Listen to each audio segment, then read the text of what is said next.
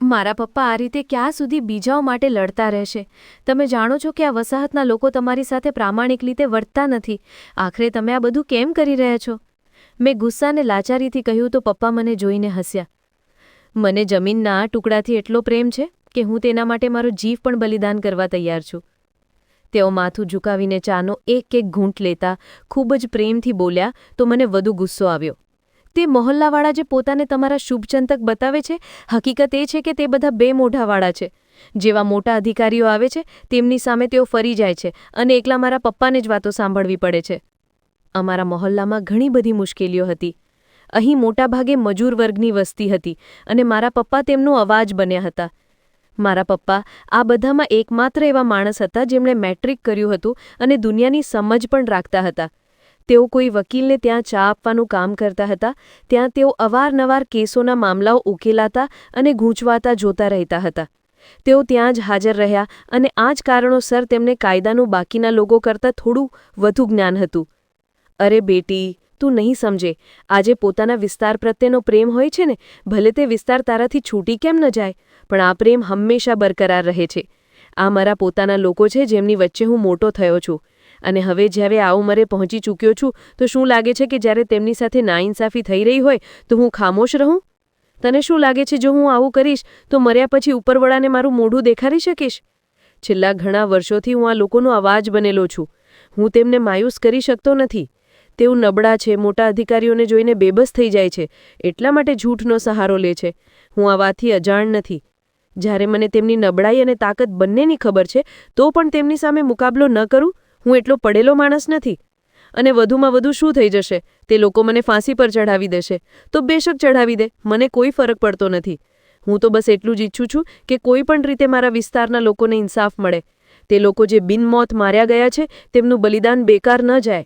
જ્યારે પપ્પાએ આ વાત કહી તો મેં મારું માથું પીટ લીધું. ખબર નહીં તેઓ મારી વાત કેમ સમજતા નહોતા. તેમને તો બસ હર વખત પોતાના વિસ્તારના લોકોની જ પડી રહેતી હતી.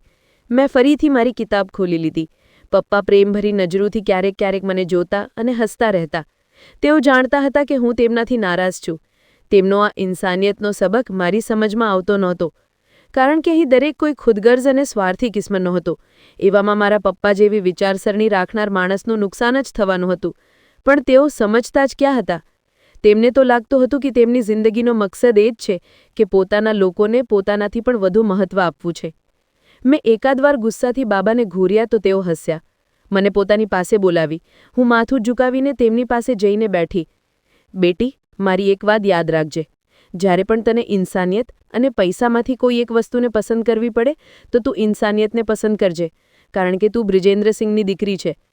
તે ઇન્સાન જે આ કાચી વસાહતના લોકોનો અવાજ બનેલો છે. તું જાણતી નથી મને કેટલી મોટી રકમની ઓફર થઈ ચૂકી છે. છતાં પણ હું ડટાયેલો રહ્યો. તેમણે મને નુકસાન પણ પહોંચાડ્યું, પણ મેં તે કોઈને કહ્યું નથી. કોઈને પણ જણાવ્યું નથી કે મારું કયું નુકસાન થયું છે, કારણ કે હું કોઈ સ્વાર્થના કારણે વસાહતવાળાઓની મદદ નથી કરી રહ્યો. આ લોકો મારા પોતાના છે.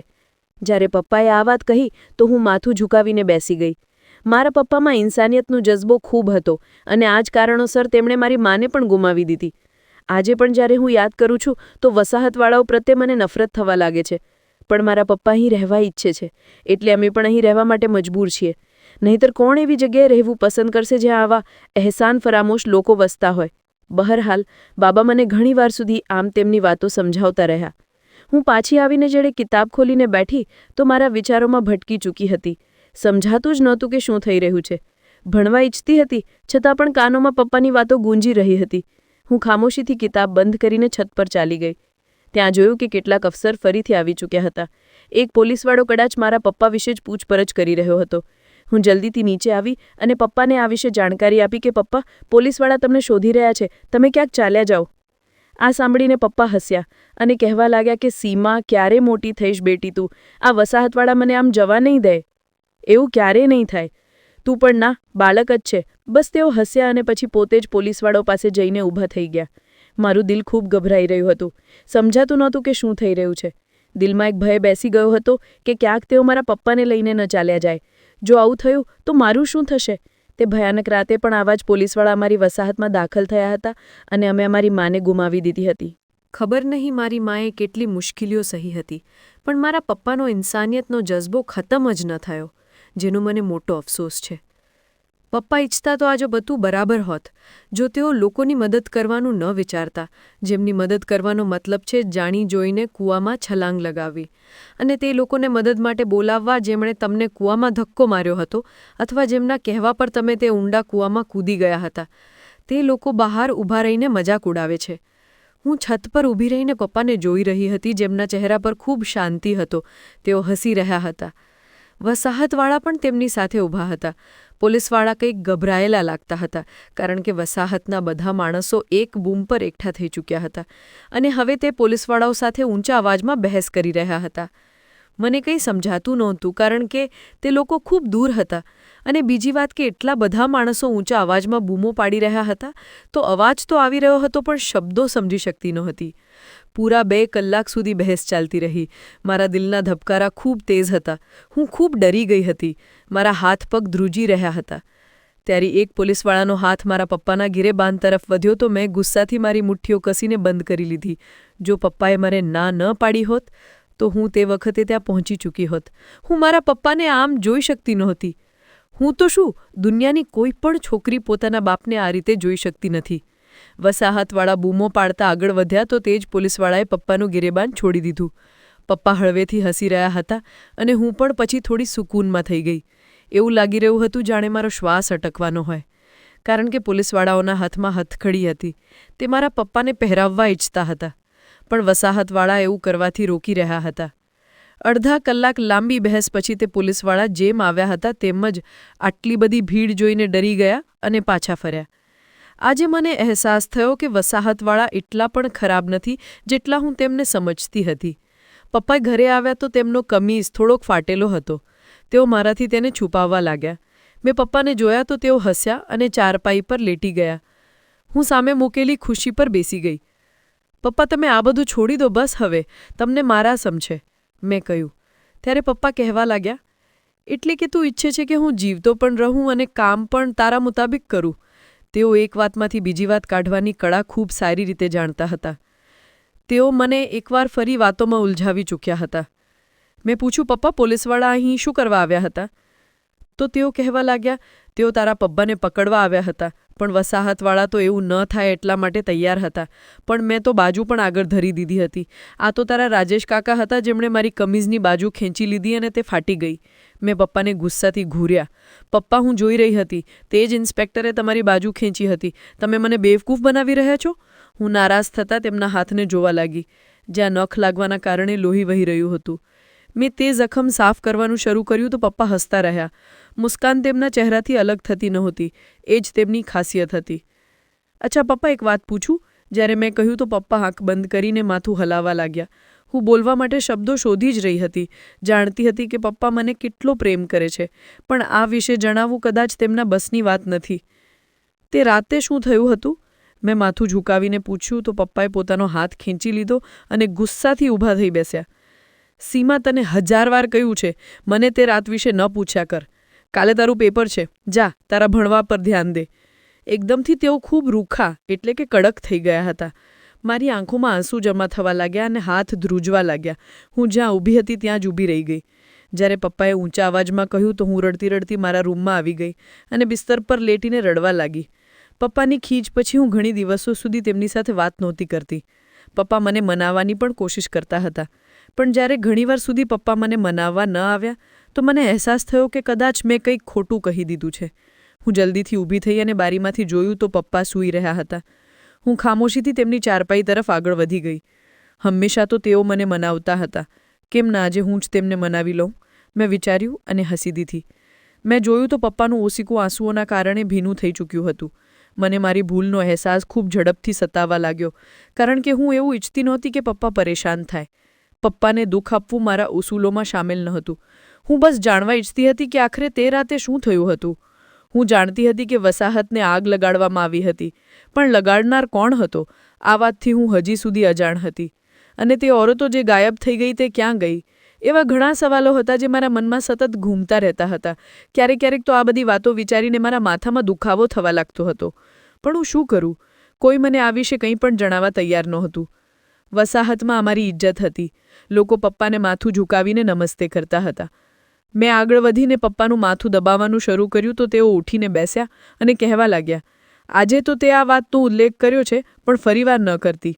તેમણે જે અંદાજમાં વાત કરી મને ખરાબ તો ખૂબ લાગ્યું, પણ મેં તે બતાવ્યું નહીં, કારણ કે હું પપ્પાને ઉદાસ કરવાનું કારણ બની શકતી નહોતી. કોઈ પણ દીકરી પોતાના પપ્પાને રડતા જોઈ શકતી નથી, અને આ વખતે રડવાનું કારણ હું હતી, એટલે મને ખૂબ શર્મિંદગી થઈ રહી હતી. બરાબર છે પપ્પા, હવે પછી હું આ વાતનો ઉલ્લેખ નહીં કરું. હું રડતા રડતા કહ્યું અને તેમને ગળે લગાવી લીધા. પપ્પા મારા માથા પર હાથ ફેરવતા ઊભા થયા અને કહેવા લાગ્યા, આજ રાત ખૂબ મોટો ફેસલો છે. જો શું થાય છે, બસ તું પ્રાર્થના કરજે બેટી. હું મરતા પહેલાં આ વસાહતવાળાઓને ઇન્સાફ અપાવવા ઈચ્છું છું, અને દીકરીઓની પ્રાર્થનાઓ તો ભગવાન જલ્દી સાંભળી લે છે. જ્યારે તેમણે આ વાત કહી તો મેં માથું ઊંચું કરીને જોયું. પપ્પા નજર ચુરાવી ગયા. પપ્પા, ત્યાં એક ફાઇલ પડી છે જેમાં સબૂત છે, તે હું અલમારીમાં રાખું છું. મેં કહ્યું. આ સાંભળવાની વાર હતી કે પપ્પા પાછા ફર્યા અને મને જોતા કહેવા લાગ્યા, બેટા, એ એક ફાઇલ નહીં, વસાહતવાળાઓનું ભવિષ્ય છે. હું એ અમાનત તરીકે તને સોંપવા ઈચ્છું છું. જો કાલે મને કંઈ પણ થઈ જાય તો હું મારી બધી જવાબદારીઓ તને આપવા ઈચ્છું છું. મને ભરોસો છે કે તું આ કરી શકીશ. તેમણે આવું કહ્યું તો હું નારાજગી બતાવીને ત્યાંથી ઊભી થઈ ગઈ. તેઓ હંમેશા પોતાની મોતની વાતો કરીને મને પરેશાન કરી દેતા હતા. તેમને પણ ખબર હતી કે મને ખરાબ લાગ્યું, પણ તેઓ ફરી ખામોશીથી ચાલ્યા ગયા. પપ્પાના જતાં જ મેં તે ફાઇલ ખોલવા ઈચ્છું, પણ તે જ વખતે તેઓ બારીમાંથી ડોક્યું કરતા કહેવા લાગ્યા, બેટા, અમાનત સાથે ક્યારેય આવું ન કરતા. બંધ કર તેને અને ખાવાનું તૈયાર રાખજે. મારા કેટલાક દોસ્તો આવવાના છે અને જો કોઈ સામાનની જરૂર હોય તો તારા ભાઈને ફોન કરી દેજે. આ કહેતા જ તેઓ ત્યાંથી ચાલ્યા ગયા. શર્મિંદગીના મારે હું માથું ઝુકાવીને રહી ગઈ, કારણ કે મને ઉમ્મીદ નહોતી કે પપ્પા આમ પાછા આવી જશે. કદાચ તેઓ મને સારી રીતે જાણતા હતા. તેમને યકીન હતો કે હું તે ફાઇલ ખોલવાની કોશિશ જરૂર કરીશ. પપ્પાના જતાં જ હું ખાવાની તૈયારીમાં લાગી ગઈ. પહેલાં પણ જ્યારે પપ્પાના દોસ્તો આવતા હતા તો હું અવારનવાર તેમના માટે છોલે ભટુરે બનાવતી હતી. હજી પણ મેં છોલે ભટુરેની તૈયારી લગભગ કરી દીધી હતી, અને પછી જલ્દીથી હું બહાર આવી ગઈ. જો બેઠકની બારીઓ ખુલ્લી હોય તો મારા રૂમમાં સાફ અવાજ આવતો હતો. હું આગળ વધીને તે બારીઓ ખોલી દીધી. હું જાણવા ઈચ્છતી હતી કે શું ફેસલો થવાનો છે. પણ સાંજ થતાં જ જેવા પપ્પાના દોસ્તો આવ્યા, મારી સહેલી સિમરન મને બોલાવવા આવી ગઈ. તેને મહેંદી લગાવવાની હતી, કારણ કે આજે તેની વાત પક્કી થઈ રહી હતી. મીરા માવસીએ મને કાલે જ જણાવ્યું હતું, પણ મારા મનમાંથી આ વાત નીકળી ગઈ, અને પછી હું જાણી ન શકી કે આખરે શું ફેસલો થયો હતો. પણ મને ખૂબ ઉત્સુકતા થઈ રહી હતી. હું રાતે મોડેથી ઘરે આવી, કારણ કે તે લોકોએ નાની એવી ઢોલકી પણ રાખી લીધી હતી, અને સિમરને મને આવવા જ ન દેતી હતી. આ જ કારણ હતું કે જ્યારે હું રાત્રે 11 વાગે ઘરે આવી તો પપ્પા તો સૂઈ ચૂક્યા હતા. કદાચ તેમણે ગેટ પણ મારા માટે જ છોડી દીધો હતો. હજી હું વોશરૂમમાં ગઈ હતી કે મને કંઈક અવાજ સંભળાયો, જેમ કે અમારા આંગણામાં કોઈ કૂદ્યું હોય. હું પરેશાન થઈ ગઈ અને જલ્દીથી બહાર નીકળી તો જોયું કે સામે એક નકાબપોશ ઊભો હતો. તેણે મારા માથા પર હથિયાર મૂક્યું તો હું ડરના માર્યા કંઈ બોલી પણ ન શકી. ત્યારે 6-7 બીજા લોકો અમારા આંગણામાં દાખલ થઈ ગયા. ડરના માર્યા મારી આંખો ફાટી રહી ગઈ. ખબર નહીં તે લોકો કોણ હતા. પહેલાં પણ અમારા ઘર પર આવો હુમલો થઈ ચૂક્યો હતો. મારા મોઢામાંથી અવાજ પણ નીકળી રહ્યો નહોતો. હું પપ્પાને બોલાવવા ઈચ્છતી હતી જેથી તેઓ વસાહતવાળાને બોલાવી શકે. એટલામાં એક માણસ રૂમની અંદર આવ્યો અને મારા પપ્પાને ગિરેબાનથી પકડીને બહાર લઈ આવ્યો. તે ભરી મહેફિલમાં મારું ગિરેબાન પકડ્યું હતું. હવે જો હું તારી સાથે શું કરું છું? આ અવાજ સાંભળીને મને અંદાજો આવી ગયો કે તે કોઈ બીજો નહીં પણ તે જ ઇન્સ્પેક્ટર છે. હું ગુસ્સાથી તેને ઘૂરવા લાગી. તે મને માથાથી પગ સુધી જોતો મારા પપ્પાને પકડીને લઈ ગયો. હું જલ્દીથી બધાને બોલાવવા માટે ભાગી. મોહલ્લાવાળા એકઠા થઈ ગયા, પણ આ વખતે પોલીસવાળા પૂરી તૈયારી સાથે આવ્યા હતા. આટલી બધી ફોર્સ જોઈને વસાહતવાળા ડરી ગયા. મારા પપ્પાને તે લોકો લઈને જઈ ચૂક્યા હતા. ત્યારે મારા ભાઈએ જ્યારે તેમની સાથે ભીડવા એટલે કે ઝઘડવા ઈચ્છું તો પોલીસવાળાએ તેના પેટમાં ગોળી મારી દીધી. તે ત્યાં જ પડીને તડફડવા લાગ્યો. લોકો ખૂબ વધારે ગભરાઈ ગયા. ઓરતો ચીસો પાડવા લાગી. કોઈ પણ મારી મદદ માટે ન આવ્યું. પહેલીવાર પપ્પા પણ પોલીસવાળાઓની વાતો સાંભળી રહ્યા હતા. નહીંતર તો તેઓ હંમેશા હસતા અને ખૂબ તમીઝથી વાત કરતા હતા. જો કે પોલીસવાળા અવારનવાર બદતમીઝી એટલે કે અસભ્યતા કરીને જતા હતા. મેં પપ્પા તરફ જોયું જે રડી રહ્યા હતા. પોલીસવાળા તેમને લઈને જઈ ચૂક્યા હતા અને મારો ભાઈ મારી ગોદમાં પડેલો તડફડી રહ્યો હતો. વસાહતવાળા મારી મદદ માટે ન આવ્યા. હું મારા ભાઈને ઘસડતી ઘર સુધી લાવી. જલ્દીથી મોબાઈલથી મેં એમ્બ્યુલન્સને ફોન કર્યો. જ્યારે તેમને મેં એડ્રેસ જણાવ્યું તો તે લોકો અડધા કલાકમાં પહોંચ્યા. પણ ત્યાં સુધીમાં ઘણું લોહી વહી ચૂક્યું હતું અને મારો ભાઈ બેહોશ થઈ ગયો હતો. મને સમજાતું ન હતું કે હવે હું શું કરું. હોસ્પિટલ પહોંચી તો તેમણે પોલીસ કેસ બનાવી દીધો અને તરત જ ઓન ડ્યુટી ઇન્સ્પેક્ટરને કોલ કરી. જ્યારે ઇન્સ્પેક્ટર આવ્યો તો તે કોઈ બીજો નહીં પણ તે જ હતો જેણે મારા પપ્પાને હથકડી પહેરાવી હતી. હું ગભરાઈને એક તરફ થઈ ગઈ કારણ કે હું જાણતી હતી કે તે મારા ભાઈનો ઇલાજ શરૂ નહીં થવા દે. આ જ બહેસમાં મારો ભાઈ દમ તોડી ચૂક્યો હતો. તે જ દિવસે મેં તે પોલીસવાળા સાથે એક દુશ્મની બાંધી લીધી કે મારે હર હાલમાં તેનાથી બદલો લેવાનો છે. મને પપ્પાને મળવા પણ ન દેવામાં આવ્યું. મેં આખી વસાહતને એકઠી કરી અને તેમને અપીલ કરી કે તમે લોકો મારો અવાજ બનો, જેમ મારા પપ્પા તમારા લોકોના અવાજ બન્યા હતા. તમારા લોકોના કારણે તેમણે કેટલું બધું સહ્યું છે. હવે જ્યારે વખત આવ્યો છે કે તમે લોકો તેમને મદદ કરો તો તમે બધા પાછળ હટી રહ્યા છો. વસાહતવાળા ખામોશ રહ્યા. પહેલાં તો કોઈ જ જમા થવા તૈયાર જ નહોતું. જ્યારે બધા લોકો જમા થયા તો આ વાત સાંભળતા જ વિખરાઈ ગયા. મારી સામે 6-7 લોકો બાકી રહી ગયા. મેં માથું પકડી લીધું. જો પપ્પા અહીં હોત તો તેમને ખબર પડત કે તેમના લોકોએ તેમની વાતનું માન ન રાખ્યું. હું રડતી રહી. લોકોના પગ પડવા પણ તૈયાર થઈ ચૂકી હતી. પણ તે બધા લોકો જે મારી મદદ કરી શકતા હતા તે મહેફિલમાંથી ઉઠીને ચાલ્યા ગયા. હું રડતી રડતી ઘરે પાછી આવી. હજી ભાઈની લાશ ઠંડી પણ નહોતી થઈ કે ખબર પડી કે મારા પપ્પાને એન્કાઉન્ટરમાં મારી દેવામાં આવ્યા છે. મારા પપ્પા પીઠ દેખાડીને ભાગવાવાળાઓમાંથી નહોતા. મને પૂરો ભરોસો થઈ ગયો હતો કે આ બધું તો ઇન્સ્પેક્ટરની સાજિશ છે. કદાચ તેણે જ આ બધું કર્યું છે. જે દિવસે મારા પપ્પાને વસાહતમાં લાવવામાં આવ્યા, ઇન્સ્પેક્ટરના ડરથી કોઈ પણ તેમને કાંધ આપવા માટે તૈયાર નહોતું અને ન જ કોઈ તેમના અંતિમ સંસ્કારમાં સાથ આપવાવાળું હતું. આ હતો આ દેશમાં કોઈના માટે પણ અવાજ ઉઠાવવાનું નતીજા. હું પપ્પાને કહ્યું કરતી હતી કે આ લોકો ખૂબ જ મતલબી અને સ્વાર્થી છે. છેલ્લા વખતમાં તેઓ પોતાનું બયાન બદલી નાખશે. જ્યારે પોલીસવાળાએ ફરીવાર બયાન લેવાનું શરૂ કર્યું તો બધા લોકો ફરી ગયા. મારા પપ્પાની લાશ સામે પડી હતી. લોકો તીરછી નજરોથી જોઈ રહ્યા હતા. હું બેબસીથી માથું ઝુકાવીને બેઠી હતી. હું મારા પપ્પાને આખરે એકલા કેવી રીતે લઈ જઈ શકતી હતી? ત્યારે રાજેશ કાકા આગળ આવ્યા અને 2-4 બીજા માણસો આવ્યા અને તેમણે મારા પપ્પાના અંતિમ સંસ્કારમાં સાથ આપ્યો. મારા પપ્પા તો તે ઇન્સાન હતા જેમના અંતિમ સમયમાં વસાહતના દરેક ઇન્સાનને સાથ આપવો જોઈતો હતો. પણ તે દિવસે માત્ર 6-7 લોકોએ જ છેલ્લા વખતના તેમનો સાથ આપ્યો. તે દિવસે મને વસાહતવાળાઓની સચ્ચાઈ ખબર પડી ગઈ કે આ લોકો અમારો સાથ આપવા તૈયાર નથી. આ 2 મોઢાવાળા લોકો છે જે પોતાની જ જિંદગીમાં મગ્ન છે અને તેમણે માત્ર પોતાની પત્ની અને બાળકોને સુરક્ષિત રાખવા માટે જ આ કદમ ઉઠાવ્યું હતું. પણ હું તો બરબાદ થઈને રહી ગઈ હતી. મારી જ જિંદગીથી પ્યારા પપ્પા આ દુનિયામાં નહોતા રહ્યા. એક જ અઠવાડિયામાં મેં મારી જિંદગીના સૌથી કિંમતી અને ખાસ લોકોને ખોઈ દીધા હતા. હું આખો દિવસ બિસ્તર પર પડી રહેતી હતી. સિમરન ક્યારેક ક્યારેક આવતી અને મને ખાવાનું આપી જતી. પણ તેના પણ લગ્નના દિવસો શરૂ થઈ ચૂક્યા હતા. તે બિચારી છોકરી ક્યાં સુધી મારી મદદ માટે આવી શકતી હતી? પપ્પાના મર્યાના 6ઠ્ઠા દિવસ પછી હું ઊભી થઈ. મેં સારી રીતે મારા ચહેરાને દુપટ્ટાથી બાંધ્યો અને સીધી પોલીસ સ્ટેશન જઈ પહોંચી. મારે એક વકીલ હાયર કરવો હતો જે પોલીસવાળાઓ વિરુદ્ધ મુકદ્દમા દાખલ કરવામાં મારી મદદ કરે, કારણ કે તે સરાસર જૂઠ બોલી રહ્યો હતો. મારા પપ્પા જેલમાંથી ભાગી જ ન હતા શકતા અને ન જ તે એન્કાઉન્ટર થઈ શકતું હતું. હું ખૂબ પરેશાન હતી. ત્યારે પોલીસ સ્ટેશન પાસેવાળો તે જ રિક્ષાવાળાએ જે મને ત્યાં છોડવા આવ્યો હતો તેણે પૂછ્યું કે તમે કોની દીકરી છો? મેં જણાવ્યું તો તે મારી તરફ જોવા લાગ્યો. મેં પૈસા આપવા ઈચ્છી તો તેને ના પાડી દીધી અને કહ્યું કે તેને પૈસાની જરૂર નથી, હું રાખી લઉં. હું હેરાન થઈને તેને જોયો તો તે કહેવા લાગ્યો કે આ રિક્ષા હું ચલાવી રહ્યો છું તે તમારા પપ્પાના કારણે જ મને મળી હતી. હું તો સડક પર બેસીને ભીખ માંગતો હતો, પણ તમારા પપ્પાએ મારી વાર્તા સાંભળી તો મારી મદદનો ફેસલો કર્યો. આ રિક્ષા તેમણે મને ખરીદીને આપી હતી. હું એહસાન ફરામોશ નથી. તમારી પાસેથી પૈસા નથી લઈ શકતો અને જો તમારે ક્યાંય પણ જવું હોય તો મને કોલ કરી દેજો. હું તરત પહોંચી જઈશ. તેની વાત સાંભળીને હું હેરાન રહી ગઈ. મારા પપ્પા એટલું તો નહોતા કમાતા કે કોઈને રિક્ષા ખરીદીને આપી દે. હું નહોતી જાણતી કે તેમણે આ બધું કેવી રીતે અરેન્જ કર્યું હશે. પણ તે કહી રહ્યો હતો કે પપ્પાએ આ બધું કર્યું છે તો યકીનન તેમણે જ કર્યું હશે. જેવી હું પોલીસ સ્ટેશન પહોંચી બધા લોકો હેરાન થઈને મને જોવા લાગ્યા. તે ઇન્સ્પેક્ટર મોટી ઘમંડી ચાલ ચાલતા મને ખુરશી પર બેસવાનું કહી ચૂક્યો હતો. તેના ચહેરા પરથી બેશહદ ટપકી રહી હતી. કેટલો જલ્લાદ માણસ હતો. હું બોલી, તું એક ઘટિયા ઇન્સાન છે. તે જૂઠ બોલ્યું છે, તે મારા બાપનું કતલ કર્યું છે. હું તારા પર કેસ કરીશ. હું રડતી બુલંદ અવાજમાં કહ્યું તો જે જોર જોરથી હસવા લાગ્યો. હા, અહીં બેસીને મેં તારા બાપને મારવા માટે રિશ્વત લીધી છે. બતા શું કરી લઈશ? આ વાત જો રેકોર્ડ કરવી છે તો કરી લે. કોને જઈને બતાવીશ?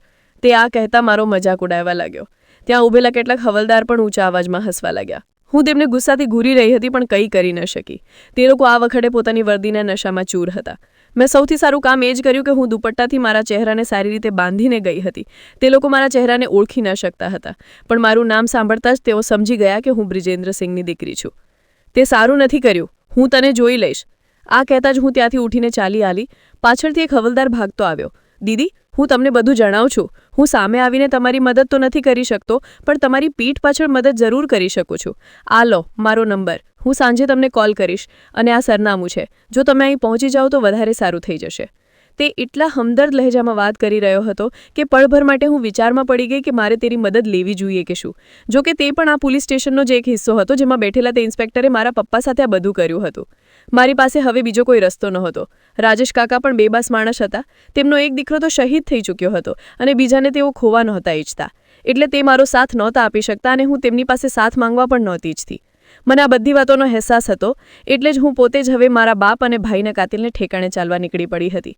મારી પાસે કોઈ પ્લાન પણ નહોતો કે શું થાય અને મારા પપ્પાને ઇન્સાફ મળી જાય. તે ઇન્સાન જે છેલ્લે 10 વર્ષથી જનતાના ઇન્સાફ માટે લડી રહ્યો હતો, આજે કોઈ તેને ઇન્સાફ અપાવવાવાળું નહોતું. આ વાત મને ખુદ દુઃખ પહોંચાડી રહી હતી. સાંજ થતાં જ હું ઘરેથી નીકળી પડી. તે જ રિક્ષાવાળો મારી સાથે હતો. તે માણસે મને એક એવી બિલ્ડિંગમાં બોલાવી હતી જેના પર હજી કામ ચાલુ હતું અને કદાચ રાત થવાને કારણે ત્યાંથી મજૂરો પણ ચાલ્યા ગયા હતા. હું ત્યાં પહોંચી તો તે હવલદારે મારી તરફ જોયું અને કહેવા લાગ્યો, દીદી, તમારી પાસે કોઈ સબૂત છે? મેં કહ્યું, હા, મારી પાસે એક ફાઇલ છે જે મારા પપ્પાએ મને આપી હતી અને કહ્યું હતું કે તે અમાનત તરીકે મારી પાસે રહેશે. હું વસાહતના લોકોને ઇન્સાફ અપાવીશ. ત્યારે તે માણસ કહેવા લાગ્યો કે તમે આ ફાઇલ મને આપી શકો છો? હું જોઈને જણાવું છું કે આ સબૂતોની મદદથી તમે તે ઇન્સ્પેક્ટર સુધી કેવી રીતે પહોંચી શકો છો. જ્યારે તેણે આ વાત કરી તો મેં ઝડથી આ હાલ તેની સામે મૂકી દીધી. ત્યારે મને મારા ખભા પર કોઈ હથિયારનું દબાણ મહેસૂસ થયું. હું ફરી તો સામે તે જ પોલીસવાળો ઊભો હસી રહ્યો હતો. આ જોઈને મારા હોશ ઉડી ગયા. ત્યારે મને બધું સમજાયું કે તે કોન્સ્ટેબલ મને ધોખો આપી રહ્યો હતો. તે ફાઇલ હત્યારાઓના હાથ લાગી ચૂકી હતી. હું ફાઇલ તેમને ડોંટી આપવા ઈચ્છતી, પણ મારી જલદબાજી એટલે કે ઉતાવળ અને ભરોસો કરી લેવાને કારણે તે ફાઇલ હાંસિલ કરી ચૂક્યા હતા. તેઓ સંખ્યામાં વધારે હતા. ત્યારે તે લોકોએ મને પકડીને રૂમમાં બંધ કરી દીધી અને પોતે ત્યાંથી ચાલ્યા ગયા. કદાચ તે રિક્ષાવાળો તે લોકોની હરકતોને જાણતો હતો. તેણે તેમને જોતાં જ છુપાઈ ગયો હતો. તેમના જતાં જ તે રિક્ષાવાળો રૂમની દિવાલ સુધી આવ્યો. તેનું તાળું તોડ્યો અને મને બહાર કાઢી. તે કહેવા લાગ્યો, દીદી, એકવાર જણાવ્યું તો હત કે તમે આ હવલદારને મળવા આવ્યા છો, તો હું તમને તેની હકીકત જણાવી દેત. હવે તો કંઈ પણ નથી થઈ શકતું. હવે તો કાકાજી જે કેસ લડી રહ્યા હતા તે પણ હારી ચૂક્યા છે. જ્યારે તેણે આ વાત કરી તો હું હેરાન રહી ગઈ. મને લાગ્યું કદાચ તે એમ જ મારા પપ્પાને કાકા કહી રહ્યો છે. પણ જ્યારે તેણે મારાથી નજર ચુરાવી તો હું તેના પાછળ પડી ગઈ અને કહ્યું કે મને સાચું સાચું જણાવ, આખરે શું વાત છે? તે કહેવા લાગ્યો, તે તમારા પપ્પા મારા કાકા હતા. બસ ભાઈઓમાં અનબન એટલે કે બોલાચાલી અને ઝઘડાને કારણે પપ્પા તેમનાથી દૂર થઈ ગયા. પછી તેમના દેહાંત એટલે કે મૃત્યુ પછી મારી માનો પણ એક્સિડન્ટ થયો. તેમના પછી તો હું બિલકુલ એકલો જ રહી ગયો હતો. અહીં સડક પર ભીખ માંગતો હતો. બસ કાકાએ જ મને સંભાળ્યો અને ક્યારેય જતાવ્યું પણ નહીં કે તેમણે મારી મદદ કરી છે. બસ આ જ વાત છે અને તો કંઈ પણ નથી. તે હજી પણ નજર ચુરાવી રહ્યો હતો. હું ગુસ્સાથી તેની તરફ વધી અને તેનું ગિરેબાન પકડી લીધું. ત્યારે તે ગુસ્સાથી મને જોવા લાગ્યો અને બોલ્યો, એવું કંઈ નથી જે તમે સમજી રહ્યા છો. જે સત્ય હતું તે મેં તમને જણાવી દીધું છે. ત્યારે મેં તેના મોઢા પર એક થપ્પડ મારી દીધી, કારણ કે મને ખૂબ ગુસ્સો આવી રહ્યો હતો. તેણે હેરાન થઈને મને જોયું અને કહ્યું, મારા પપ્પા તમારા પપ્પાના સગા ભાઈ નહોતા. દાદાજીએ 2 લગ્ન કરી રાખ્યા હતા. બસ આ જ કારણોસર આ બધું છે અને કોઈ વાત નથી. જ્યારે તેણે ફરીવાર તે જ વાત દોહરાવી તો હું સમજી ગઈ કે તે કંઈક છુપાવી રહ્યો છે. મારે સૌથી પહેલાં તેનો ભરોસો જીતવો હતો જેથી તે મારાથી કંઈ પણ ન છુપાવે. ત્યારે તે કહેવા લાગ્યો કે તે મારી મદદ કરવા તૈયાર છે. મારી પાસે એક પ્લાન છે. જો તું અમલ કરે તો જલ્દી જ કાકાના કાતિલને સોડી પર લટકાવી શકે છે. આ સાંભળીને મેં તેની વાત માની લીધી. અમે બંને ત્યાં જ ખુરશીઓ પર બેસી ગયા. તે કહેવા લાગ્યો, જો તું આ પોલીસવાળાના ઘરે નોકરાણી બનીને ચાલી જાય અને ત્યાંથી તે ફાઇલ પાછી લઈ આવે તો પહેલાં અમે તે ઠેકેદાર વિરુદ્ધ કંઈક કરી શકીશું. પછી તે પોલીસવાળાને પણ જોઈ લઈશું. તે એ જ લોકોના હાથે માર્યો જશે જેમની પાસેથી તેણે રિશ્વત એટલે કે લાંચ લીધી છે. તેની વાત સાંભળીને હું હેરાન રહી ગઈ. પ્લાન તો ખૂબ સારો હતો અને ક્યાંક ને ક્યાંક મને પણ પસંદ આવ્યો. મેં કહ્યું, જો તેણે મને ઓળખી લીધી તો? તે કહેવા લાગ્યો, મારી પત્ની ખૂબ સારું મેકઅપ કરે છે. તે તારું હુલિયા બિલકુલ બદલી દેશે અને તેમ પણ તેમણે તારો ચહેરો હજી જોયો નથી. તારી ઓળખ બદલીને જજે. મેં ફરી તેની વાત માની લીધી. તેના ઘર પર પહોંચી તો તેની પત્નીએ મને ફાટેલા જૂના કપડાં અને એક ગંદી ચાદર આપી દીધી. મેં તે મારા આસપાસ વીંટાળી લીધી અને ઇન્સ્પેક્ટરના ઘર સુધી ચાલી ગઈ. ત્યાં પહોંચીને સામે તેની પત્ની બેઠી હતી. તે બોલી, કોણ છો તું? કોને મળવું છે? મેં જણાવ્યું, હું કામની શોધમાં આવી છું. ભગવાનનો વાસ્તો છે, મને કામ પર રાખી લો. હું ખૂબ જ મજબૂર અને બેબસ છોકરી છું. મારા પપ્પા બીમાર છે અને આ વખતે બિસ્તર પર પડ્યા છે. આ સાંભળતા જ તે ઓરત તુરંત જ પીગળી ગઈ અને કહેવા લાગી, બરાબર છે, હું મારા પતિ સાથે આ વિશે વાત કરીશ. હું તને આ વચન તો નથી આપતી પણ ના પણ નથી પાડી રહી. હું નિશ્ચિંત થઈને અડધા કલાક માટે ત્યાં જ બેસી રહી. થોડીવાર પછી તે પોલીસવાળો ઘરમાં દાખલ થયો. મેં ગુસ્સાથી તેને મારી શોલના ઘૂંઘટમાંથી ઘૂરીને જોયો, પણ મારે મારા જજ્બાત અને મારા હાવભાવ બંને પર કાબૂ મેળવવાનો હતો. તે પોલીસવાળો હેરાન થઈને મને જોવા લાગ્યો અને પોતાની પત્નીને પૂછવા લાગ્યો કે આ કોણ છે અને અહીં શું કરી રહી છે.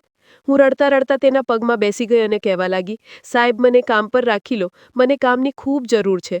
તે કહેવા લાગ્યો, પણ તું ક્યાંથી આવી છે? તો મેં તે રિક્ષાવાળા ભાઈનો પત્તો જણાવી દીધો અને એક ઓળખપત્ર પણ તેમને દેખાડી દીધો.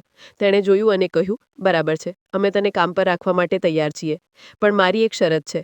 મારી પત્ની બીમાર રહે છે, એટલે તારે 24 કલાક અમારા ઘરમાં જ રહેવું પડશે. આ તો મારા માટે વધારે સારું થઈ ગયું હતું. આમ તો હું તેના ઘર પર વધારે સારી રીતે નજર રાખી શકતી હતી. મેં તુરંત જ માથું હલાવીને કહ્યું, બરાબર છે, હું અહીં રહેવા તૈયાર છું. તેણે કહ્યું, હું તને મહિનાના 10,000 રૂપિયા આપીશ, તેનાથી વધારે નહીં. મેં કહ્યું, બરાબર છે, જેવું તમને યોગ્ય લાગે. કારણ કે મને પૈસામાં કોઈ રસ નહોતો. મને તો તે ફાઇલ જોઈતી હતી અને તે માણસ વિરુદ્ધ સબૂત પણ. તે પત્ની અજીબ ઓરત હતી. સવારથી તે ખામોશ બેઠી હતી અને એમ દિવાલને ઘૂરી રહી હતી જાણે સામે કોઈ ટીવી લાગેલું હોય. કદાચ તે પોતાના જ વિચારોમાં ખોવાયેલી હતી. મેં ઘણીવાર તેની સાથે વાત કરવા ઈચ્છ્યું, પણ તેણે કોઈ ધ્યાન જ ન દીધું. ન મારી વાત સાંભળી, પણ એમ નજરઅંદાજ કરતી રહી જાણે હું ત્યાં હાજર જ નથી. મને મોટી હેરત થઈ, પણ હું શું કરી શકતી? જેટલી વાર મેં વાત કરી, દર વખતે તે ખામોશ રહી તો હું પણ ચૂપચાપ બેસી ગઈ. તે માણસ જેમ આવ્યો હતો તેમ જ ચાલ્યો ગયો. પછી તે ઓરત, જેનું નામ કાજલ હતું, તે ઉઠી અને મને ઘરના કામ સમજાવવા લાગી. તેણે જણાવ્યું કે ક્યાં અને કેવી રીતે સફાઈ કરવાની છે. ખૂબ બધા કપડાં ધોવા માટે રાખેલા હતા. તેણે મને કપડાં આપ્યા અને કહ્યું, પહેલાં આ ધોઈ દે, કારણ કે શિયાળાના દિવસો છે, નહીંતર કપડાં સૂકાશે નહીં. મેં તુરંત જ મશીન ચલાવી દીધી. ઘરના બધા કામ તો મને આવડતા હતા. મારા માટે કોઈ ખાસ મુશ્કેલી નહોતી. મેં જેવી પોલીસવાળાના જેબમાં હાથ નાખ્યો તો મને કોઈ કાગળ મહેસૂસ થયો. જોયું તો તે 1 કરોડ રૂપિયાનો ચેક હતો. આ જોઈને મારા હોશ ઉડી ગયા. ત્યારે કોઈએ તે ચેક ઝૂંટી લેવાના અંદાજમાં મારાથી લઈ લીધો. મેં પરેશાન થઈને પાછળ જોયું તો તે જ ઇન્સ્પેક્ટર ઊભો હતો. તે કહેવા લાગ્યો, તારા કામથી કામ રાખ. હવે પછી મારા મામલાઓમાં ટાંગ અડાવવાની કોશિશ કરી તો તારા પગ તોડી નાખીશ. મારી જેબમાંથી જે કંઈ પણ નીકળે ખામોશીથી મારી પત્નીને આપી દીધું કર. તેને ખોલીને જોવાની જરૂર નથી. આ વાત હવે તું ભૂલી જ ન જતે કે તું કોઈ આમ આદમીના ઘરની નોકરાણી તરીકે કામ કરી રહી છે. સમજી? કોઈ પણ ચાલાકી કરવાની કોશિશ કરી તો મારાથી ખરાબ કોઈ નહીં હોય. આના પછી તે મને અન્ય પણ પ્રકારની ધમકીઓ આપતો રહ્યો. હું ખામોશીથી માથું ઝુકાવીને ઊભી રહી. તે જેમ ગુસ્સામાં ભનભનાતો આવ્યો હતો તેમ જ ચાલ્યો ગયો. હું ચૂપચાપ કામ કરવા લાગી. મને સમજાઈ ગયું હતું કે તેને એટલી મોટી રકમ આપવામાં આવી છે કે તે ન ઈચ્છતા હોવા છતાં પણ પોતાના દેશથી ગદ્દારી કરી ચૂક્યો છે. હું દુઃખી દિલથી કપડાં ધોવા લાગી. સાંજ થતાં થતાં કપડાં ખતમ થયા તો મેં ચેનનો શ્વાસ લીધો. કમર દુખાતી મારી હાલત ખરાબ થઈ ગઈ. ત્યારે તે ઓરતે મારાથી કહ્યું, ખાનું બનાવી લે અને વખત મળે તો ઘરની સફાઈ પણ કરી દેજે. મેં કહ્યું, બરાબર છે. ત્યારે તે જણાવવા લાગી કે જે અહીં પહેલાં નોકરાણી કામ કરતી હતી તેણે ચોરી કરવાની કોશિશ કરી હતી અને હવે 2 વર્ષથી જેલમાં બંધ છે. તું સારી રીતે કામ કરજે, નહીંતર તારે પણ જેલની હવા ખાવી પડશે. તેની વાત સાંભળીને હું દંગ થઈ ગઈ. એટલે મારે અહીં ખૂબ જ સાવધાનીથી કામ કરવું પડશે. મારો મકસદ પૂરો કરવા માટે તે ઓરતનો ભરોસો જીતવો પણ ખૂબ જરૂરી હતું. તે શકલથી જ ખૂબ પરેશાન લાગતી હતી. મેં એક નજર તેના પર નાખી અને ખાનું બનાવવા લાગી.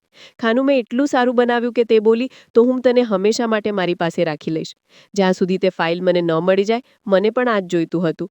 તે ઓરતની અજીબ વાત એ હતી કે તે મને પોતાના રૂમમાં દાખલ થવા નહોતી થવા દેતી. રૂમનું બધું કામ તે પોતે કરતી હતી. તેના પતિએ સખ્તીથી ના પાડી રાખી હતી કે તેના રૂમમાં કોઈ પણ નહીં જાય, સિવાય તેની પત્નીના.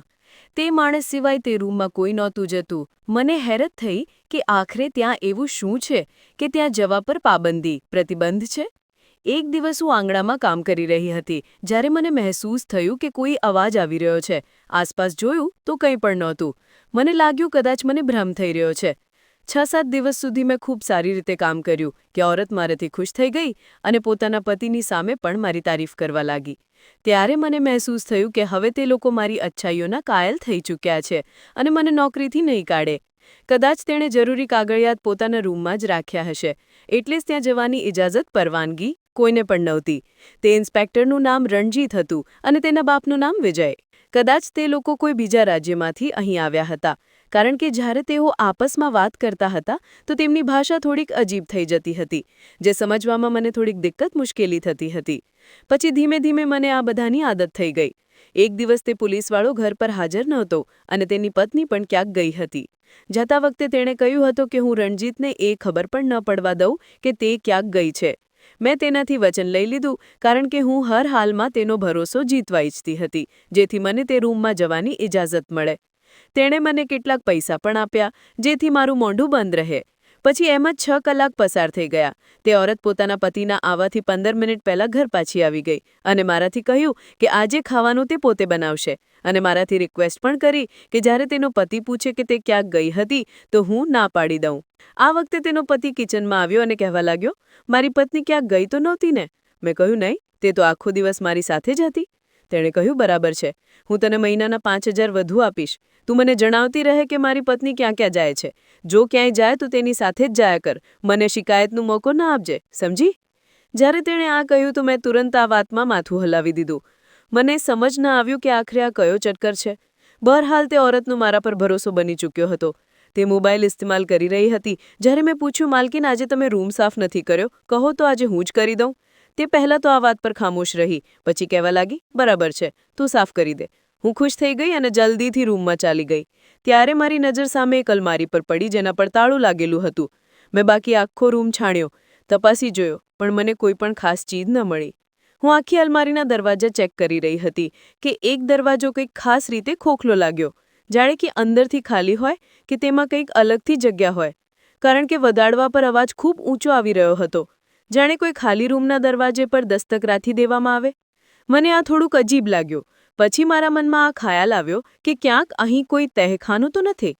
પણ આ વખતે રણજીતની ગાડીના હોર્નનો અવાજ આવ્યો તો હું ભાગતી રૂમમાંથી બહાર નીકળી ગઈ. તેની પત્ની ગભરાઈને મોબાઈલ છુપાવવા લાગી. હું હેરાન રહી ગઈ કે તેની પાસે મોબાઈલ છે અને તેના પતિને આ વાતની ખબર પણ નથી, અથવા તે જાણી જોઈને તેને છુપાવી રહી છે. ખબર નહીં આ બંનેની વચ્ચે શું ચક્કર હતું. કંઈક તો જરૂર ચાલી રહ્યું હતું. હું તો મોકાની તલાશમાં હતી કે કોઈ રીતે આ માણસથી બદલો લઈ શકું. ત્યારે તે પોલીસવાળો પરેશાન થઈને ઘરમાં દાખલ થયો અને બોલ્યો, મને ખબર પડી છે કે તું તે દિવસે ઘરેથી બહાર નીકળી હતી. સાચું સાચું જણાવ, તું ક્યાં ગઈ હતી? તેણે પોતાની પત્નીનું મોઢું નોચી લીધું. હું ગભરાઈને એક તરફ થઈ ગઈ. જે પોતાની પત્નીને આ રીતે પકડી શકતો હતો અને તેના પર આવો જુલુમ કરી શકતો હતો, તે તો મને ટુકડાઓમાં જ વહેંચી દેતો. બેશક હું બદલાની આગમાં બળી રહી હતી, પણ જાન તો બધાને પ્યારી હોય છે. મને તેનાથી કોઈ પણ એવો ડર ન હતો, પણ હું ઈચ્છતી હતી કે જ્યાં સુધી મારું કામ ન થઈ જાય તે આ ખબર પણ ન કરી શકે કે હું કોણ છું. આના પછી તે બંનેનો ખૂબ ઝઘડો થયો. તેણે પોતાની પત્નીને રૂમમાં બંધ કરી દીધી અને ત્યાંથી નીકળી ગયો. તેના જતાં જ હું જલ્દીથી રૂમનો દરવાજો બંધ કરી માલકીનથી કહેવા લાગી કે હું બરાબર છું. તેણે જણાવ્યું કે બહારથી તાળું લગાવ્યું છે, ચાવી પણ તેની પાસે જ છે, પણ એક બીજી ચાવી પણ છે જે મારી પાસે રહે છે. તે માટીના ગમલામાં દબાયેલી છે. ત્યાંથી ઉઠાવી લે અને મને ખોલી દે, અથવા તું મારા ભાઈને ફોન કરી દે, તે મને અહીંથી લઈ જશે. આ સાંભળીને મને ખૂબ હેરત થઈ કે આખરે તે તેના પર આટલું જુલુમ કેમ કરે છે અને કાજલ દીદી ક્યાં જાય છે. મેં નોટ કર્યું હતું કે રણજીત તેને પોતાના માયત્ર પણ નહોતો જવા દેતો. જો ત્યાંથી કોઈ આવતું તો મળવા પણ નહોતું દેતો. મેં જલ્દીથી તે ગમલો શોધ્યો, તેનાથી ચાવી કાઢી અને તાળું ખોલવા લાગી. ત્યારે ગાડીનો અવાજ આવ્યો. પોલીસવાળો પાછો આવી ચૂક્યો હતો. ડરના માર્યા મેં તુરંત પાછું તાળું લગાવી દીધું, ચાવી છુપાવી અને કામ કરવા લાગી. તે આવતા જ કહેવા લાગ્યો, તે ઓરતને ખાવાની આપવાની કોઈ જરૂર નથી અને ખબરદાર જો તે કોઈની સામે મોઢું ખોલ્યું તો. તેની વાત સાંભળીને મેં માથું હલાવી દીધું. ત્યારે તે બોલ્યો, હું એક દિવસ માટે બીજા શહેર જઈ રહ્યો છું. મારી પત્નીને આ ખબર નથી અને હું ઈચ્છું છું કે તેને આ ખબર પણ ન પડે. તે જો તેની સાથે જરાક પણ હમદર્દી સહાનુભૂતિ દેખાડવાની કોશિશ કરી તો યાદ રાખજે, આ ઘરમાં કેમેરા લાગેલા છે. આ કહીને તે ચાલ્યો ગયો. ડરના માર્યા તો મારા હાથ પગ ધ્રુજવા લાગ્યા, કારણ કે કદાચ તે વિડીયો પણ રેકોર્ડ થઈ ચૂકી હશે જેમાં મેં તે દરવાજો ખોલ્યો હતો. હું જલ્દીથી આવીને કાજલ દીદીને જણાવ્યું તો તે કહેવા લાગી કે તે મારસ જૂઠ બોલી રહ્યો છે. અહીં કોઈ પણ કેમેરા નથી લાગ્યા. હા, આંગણામાં બહાર બરામદામાં એક કેમેરો લાગેલો છે. મેં કહ્યું, બરાબર છે, એટલે કે સાવધાની રાખવી ખૂબ જરૂરી છે. પણ મને એટલો તો અંદાજો થઈ ગયો હતો કે તે મને ગમલામાંથી ચાવી કાઢતા જોઈ ચૂક્યો છે. જ્યારે હું ફરીવાર તે ચાવી ઉઠાવવા ગઈ તો જોયું કે ત્યાં તે ગમલો જ નહોતો. એટલે કે મારો શક બિલકુલ સાચો હતો. તે માણસ કંઈક તો જાણી ચૂક્યો હતો. મારે જલ્દીથી જ મારું કામ પૂરું કરવું હતું. મારી પાસે હવે વધારે વખત નહોતો રહ્યો. જેવી હું કાજલ દીદીના રૂમમાં ગઈ તો તે કહેવા લાગી કે તું એમ કર કે આ તાળું જ તોડી દે. મેં કહ્યું, દીદી, સાહેબને ખબર પડી જશે. તેમણે કહ્યું, મારી પાસે એક બીજો રસ્તો છે. લોકની ચાવીનો ડબ્બો સ્ટોર રૂમમાં પણ પડ્યો છે. તેમાંથી તેની ચાવી હશે, તે તું લઈ આવ. હું દોડીને ગઈ અને પછી તે ચાવી લઈ આવી. દરવાજો ખોલ્યો તો તે ઓરત બહાર નીકળી ગઈ. મેં તેને જોયું તો તે ખૂબ જ બુરી રીતે જખમી હતી. તે જલ્દીથી કોઈને કોલ લગાવતી બીજા ગેટથી બહાર નીકળી ગઈ. મને જાણે આઝાદી મળી ગઈ હતી. હું જલ્દીથી અલમારી તરફ ભાગી, પણ તેની ચાવીઓ જ નહોતી મળી રહી. અલમારી ખોલવા માટે મેં તેને જોરથી ધક્કો માર્યો તો ઉપરથી એક લોખંડનો બોક્સ આવીને પડ્યો. ભગવાનનું શુક્ર છે કે તે મારી ઉપર ન પડ્યો, નહીં તો હું 2 ટુકડાઓમાં વહેંચાઈ જાત.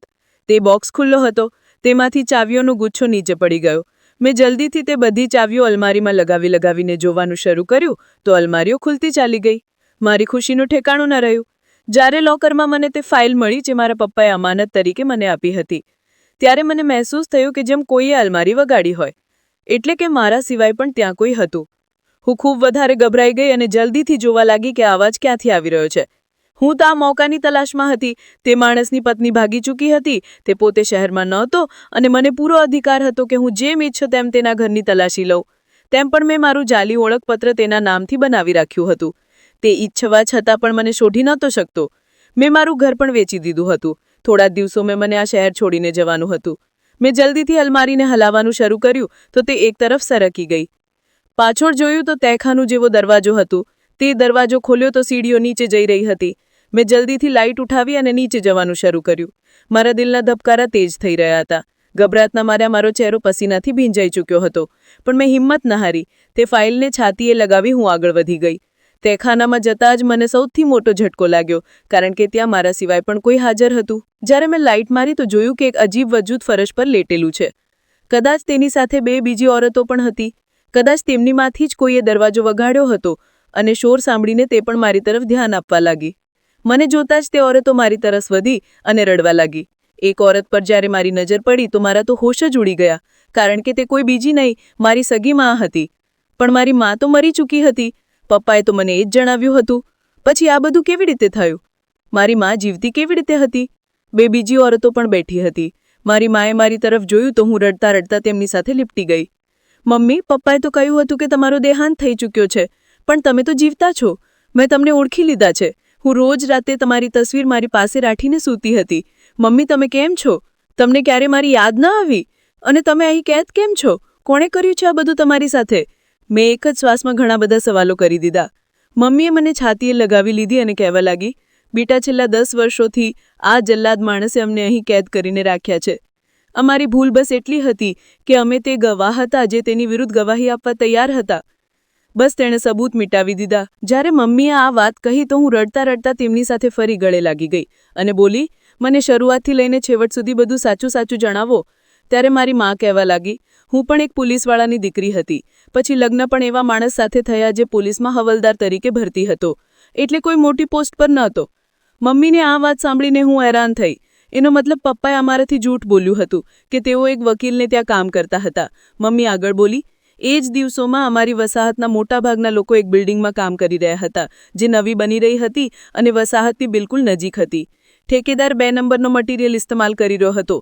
વસાહતવાળાઓએ શિકાયત પણ કરી કે આ બિલ્ડિંગ પડી જશે અને જો પડી તો તેનો બધો કાટમાળ વસાહતની ઉપર પડશે અને લોકો મરી જશે.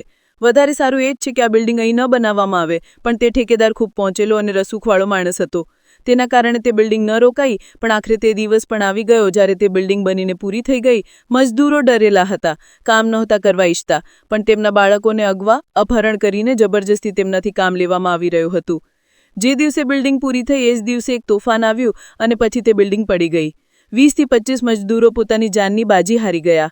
હકીકતમાં તે તેમના દુશ્મનોની ચાલ હતી. તેઓ ઈચ્છતા હતા કે તે ઠેકેદાર બદનામ થઈ જાય.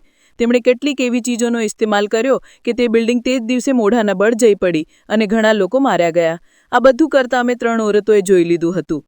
અમે ત્યાંના ગવાહ હતા. જ્યારે તમારા પપ્પાને ખબર પડી કે વસાહતવાળાઓએ ઠેકેદાર પર કેવી કાર્યવાહી કરી છે તો તેઓ વસાહતવાળાઓનો અવાજ બની ગયા.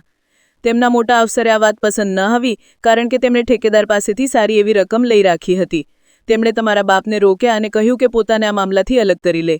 પણ તેઓ કોઈ પણ હાલમાં રોકાયા નહીં અને આ કેસમાં વધારે ચડીને હિસ્સો ભાગ લીધો. વસાહતવાળાઓએ જ્યારે વિરોધ કરવાનું શરૂ કર્યું તો આ વાત ઓર મોટા અધિકારીઓ સુધી પહોંચી ગઈ. ઠેકેદાર અને તેનો પાર્ટનર મોટા પહોંચેલા લોકો હતા. તેમના કરોડો રૂપિયાના બિઝનેસ હતા. જો સરકાર સુધી આ વાત પહોંચી જાત તો જનતાના દબાણમાં આવીને તેમને એક્શન લેવું પડત.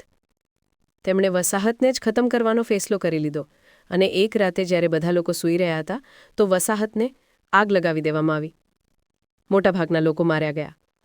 હું તેમાં પણ ગવાહ હતી, કારણ કે સૌથી પહેલો હુમલો અમારા ઘર પર જ થયો હતો. તે માણસ પોલીસવાળાઓને પૈસા આપી રહ્યો હતો, જેથી તે લોકો ઠેકેદાર વિરુદ્ધ કંઈ ન કરી શકે. તમારા બાપે કેટલાક સબૂત પોતાના આ ઓફિસર વિરુદ્ધ જમા કર્યા હતા. તેઓ તેમના દુશ્મન બની ગયા. તેણે ઠાની લીધું કે તમારા બાપને બરબાદ કરીને જ છોડશે. પછી તેણે અમે ત્રણેય ઓરતોને અગવા કરી લીધી અને અહીં તહેખાનામાં બંધ કરી દીધી, જેથી તમામ સબૂત મિટાવી દેવામાં આવે. પણ તે બધા સબૂત તો તમારા બાપ પાસે સહી સલામત હતા. તેમણે તે પોતાના એક દોસ્તને આપી રાખ્યા હતા, જે વસાહતવાળાઓના અધિકારો માટે ઊભો હતો. જનતાના અવાજને દબાવવાની કોશિશ કરવામાં આવી. ચારે બાજુ અફરાતફરી મચી ગઈ. કેટલાક લોકો વસાહત છોડી ગયા અને કેટલાક ખામોશીથી અહીં જ રહેવા લાગ્યા. તેઓ પોતાના અડધા લોકો ખોઈ ચૂક્યા હતા. બાકીના લોકોને નહોતા ખોવા ઈચ્છતા. પણ તમારા પપ્પાએ ફેસલો કર્યો કે વસાહતવાળાઓને ઇન્સાફ મળવો જોઈએ. તેઓ આ જ કોશિશોમાં લાગી ગયા. તે ઓફિસર વિરુદ્ધ સબૂત જમા કરાવવા પર તેમના પર જૂઠા અને ઘટિયા ઇલ્ઝામ લગાવીને તેમને નોકરીમાંથી કાઢી મૂકવામાં આવ્યા. તે જ માણસ આ બધાની પાછળ હતો. ત્યારથી લઈને અત્યાર સુધી અમે અહીં કેદ છીએ. અમને હપ્તામાં માત્ર 5 વાર ખાવાનું મળે છે. મમ્મીએ અટકીને વાતો જણાવી, કારણ કે તે ખૂબ નબળી થઈ ચૂકી હતી. મેં તેમનો હાથ પકડ્યો જ હતો કે રૂમ અચાનક રોશનીથી ડૂબી ગયો. તે ઇન્સ્પેક્ટર તાળીઓ પાડતો નીચે આવ્યો અને કહેવા લાગ્યો, તું એક પોલીસવાળાને ધોકો આપવા ચાલી હતી? હું તે દિવસથી તને જાણું છું, જે દિવસે તે મારી જેબમાં તે ચેક જોયો હતો. હું સમજી ગયો હતો કે તું અણપડ નથી. જો હોત તો તે ચેક રાખી ચૂકી હોત. તે ચેક અલગ રાખ્યો. પછી જ્યારે મેં તારા ઓળખપત્ર વિશે ખબર કરાવડાવી તો ખબર પડી કે આ તો જાલી છે અને તું જે અમને દેખાડી રહી છે તે અસલી નથી. તે મારી પત્નીને ભગાડવામાં મદદ કરી. તું શું લાગ્યું કે હું તને છોડી દઈશ? તારી માની જેમ તું પણ અહીં દફન થઈ જઈશ અને મારા વિરુદ્ધ કોઈ કંઈ પણ નહીં કરી શકે. આ કહેતા જ તે ઊંચા અવાજમાં હસવા લાગ્યો. ત્યારે હું પણ હસવા લાગી તો તેની હસી રોકાઈ ગઈ. તે બોલો, તારા પર આ દુઃખની અસર થઈ ગઈ છે, ત્યારે જ તો હસી રહી છે. હું બોલી, મેં તારાથી વધારે સખ્ત પ્લાનિંગ કરી છે, એટલે જેલ જવા માટે તૈયાર થઈ જા. તે હસતા કહેવા લાગ્યો, છેલ્લા 15 વર્ષોથી મને કોઈ પણ પકડી નથી શક્યું છે. તો તને શું લાગે છે કે તું મારા વિરુદ્ધ સબૂત શોધી લઈશ? ક્યાંથી આવશે તે સબૂત? તે તો હું જલાવી ચૂક્યો છું. અને તે જે આ ફાઇલ પકડી રાખી છે ને, આ પણ જાલી છે. આમાં કંઈ પણ અસલી નથી. ન જ અદાલતમાં ક્યારેય સબૂત તરીકે માનવામાં આવશે. તે ના કહેતા જ સીડીઓમાંથી ટીક-ટીકનો અવાજ સંભળાયો. તેણે પાછળ ફરીને જોયું તો સામે તેની પત્ની ઊભી હતી. તે બોલી, જલ્લાદ ઇન્સાન, તે મારી જિંદગી બરબાદ કરી દીધી. હંમેશા મારા પર શક કર્યો. મને ખૂબ માર્યું. તે પોતાના જ બાળકને જીવતો બાળી નાખ્યો. તને તો હું છોડીશ નહીં. આ તારો વિડીયો હું રેકોર્ડ કરી ચૂકી છું અને એ બધા સબૂત પણ મારી પાસે છે, જે તું એવું વિચારી રહ્યો હતો કે તે ખત્મ કરી દીધા છે. હું પોતે તારા વિરુદ્ધ FIR કરીશ અને આખી દુનિયાને જણાવીશ કે તું કેટલો ઘટિયા માણસ છે. તું છોકરીઓની સ્મગલિંગ કરે છે. આ બધા ઘટિયા કામોમાં તારો હાથ છે. એવો કયો મોટો ગુનો છે જે તે આજ સુધી નથી કર્યો? હું તારાથી નફરત કરું છું અને મારા હાથોથી તને પૂરી રીતે બરબાદ કરવા ઈચ્છું છું. તને આ દુનિયાથી અલવિદા કરી દેવા ઈચ્છું છું. તે હાથમાં ગન લીધે આગળ વધી. પોલીસવાળો ડરના મારે હાથ ઉપર કરી ઊભો રહી ગયો. ત્યારે રિક્ષાવાળા ભાઈ પણ પાછળથી આવી ગયા અને બોલ્યા, તે મારી બેનને અપહરણ કર્યું, તેની સાથે જબરદસ્તી લગ્ન કર્યા, તેની જિંદગી બરબાદ કરી. હવે વખત આવી ગયો છે કે તને તારા કર્મોની સજા મળે. મને આ પણ નહોતી ખબર કે તે મારી કાકીની દીકરી છે. આ જાણીને તો હું હેરાન રહી ગઈ. તે જ વખતે પોલીસના કેટલાક અફસર અંદર દાખલ થયા. તેમણે તે માણસને હથકડી પહેરાવી અને લઈ જવા લાગ્યા. અચાનક તે માણસે ફૂર્તિ દેખાડી, પોતાની પત્ની પાસેથી બંદૂક છીનવી અને પોતાની કનપટી એટલે કે શંખ પર રાખીને ગોળી ચલાવી દીધી. તે ત્યાં જ ઢેર થઈ ગયો. અમે બધા ખરાબ રીતે ગભરાઈને આ બધું જોઈ રહ્યા હતા. મારી મા તો ઉઠીને ચાલી પણ નહોતી શકતી. આટલા સમયથી એક જ જગ્યાએ કેદ રહેવાને કારણે હવે તે ચાલવા ફરવા માટે લાચાર એટલે કે અસમર્થ થઈ ચૂકી હતી. તે માણસ આખી જિંદગી ખરાબ કામ કર્યા પછી એક ખરાબ મોત મરી ચૂક્યો હતો. કોઈ પણ તેની અર્થીને કાંધો આપવા તૈયાર નહોતું. વસાહતવાળા આવ્યા. તેમણે માફી માગી. મેં તેમને માફ તો કરી દીધા. પણ એક વાત સમજાઈ ગઈ કે આજના દોરમાં ઇન્સાનને કોઈની પણ મદદનો ઠેકો એટલે કે જવાબદારી ન લેવી જોઈએ.